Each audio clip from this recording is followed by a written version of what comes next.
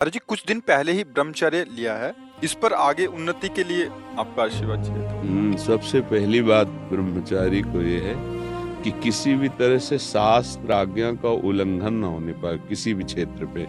जैसे स्वाभाविक आकर्षण होता है पुरुष शरीर का स्त्री शरीर में, स्त्री शरीर का पुरुष शरीर में, और इस आकर्षण में यदि हम नजदीकीपन बनाए तो हम ब्रह्मचारी नहीं रह सकते हैं। जैसे किसी किसी के अन्य भी आकर्षण है, तो हमको अपनी मनोवृत्ति को देखना चाहिए कि काम संबंधी आकर्षण किधर है और उस दिशा से बचना चाहिए। क्योंकि ब्रह्मचर्य एक ऐसी अमोघ वस्तु है कि जो चिंतन मात्र से भी नष्ट हो सकती है। क्रिया प्रक्रिया संग ये तो आगे की बात हो गई। जैसे हम गाढ़ काम चिंतन में हो गए, हमारे अंदर एक मनोवाह नाड़ी है, वो नाड़ी मथानी समझिए। जैसे दूध को जमा कर दही किया गया और दही का जब मंथन किया गया तो उससे मक्खन घी निकलता है। ऐसे पूरे शरीर में, इस पांचभौतिक देह में कहीं भी देख लो, जैसे पित्त की थैली है और ऐसे कहीं वीर की थैली नहीं है। ब्रह्मचर्य जो वीर है उसकी कहीं थैली नहीं है। वो पूरे रक्त को वो मनोवाह नाड़ी मथानी की तरह चिंतन से, जब आपका कामोत्तेजित चिंतन हुआ तो मंथन कर देगी। अब मंथन कर दिया तो फिर लघु शंका में, स्वप्न दोष में किसी न किसी तरह वो निकल जाए।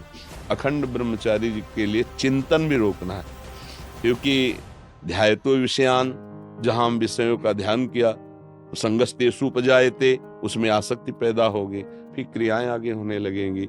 तो हमारा जिधर काम आकर्षण है उनके संग से, उनके संभाषण से बचे। सबसे पहला कर्तव्य जीवन में ब्रह्मचारी को कभी भी सानिध्य प्रगट में या एकांत में काम संबंधी चेष्टाओं का नहीं करना चाहिए। बिल्कुल किसी भी बहाने से संभाषण, किसी भी बहाने से स्पर्श, किसी भी बहाने से चित्र आदि देखना, वो आजकल मोबाइल भी होते हैं तो मोबाइल आदि में, क्योंकि कामोत्तेजना जब चढ़ती तो वही विषय हमें अच्छा लगता है, तो उस विषय का किसी भी तरह से हम पोषण न होने दें।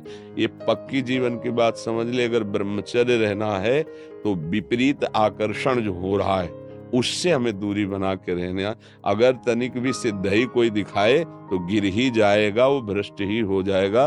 और जब ब्रह्मचर्य रहा जाता है तो उसको सुविधा माया देती है ब्रह्मचर्य नष्ट करने की, ये बैठालना चाहिए। जैसे आप नियम लिए कि मैं आजीवन ब्रह्मचारी रहूंगा, तो आपको पक्की सुविधा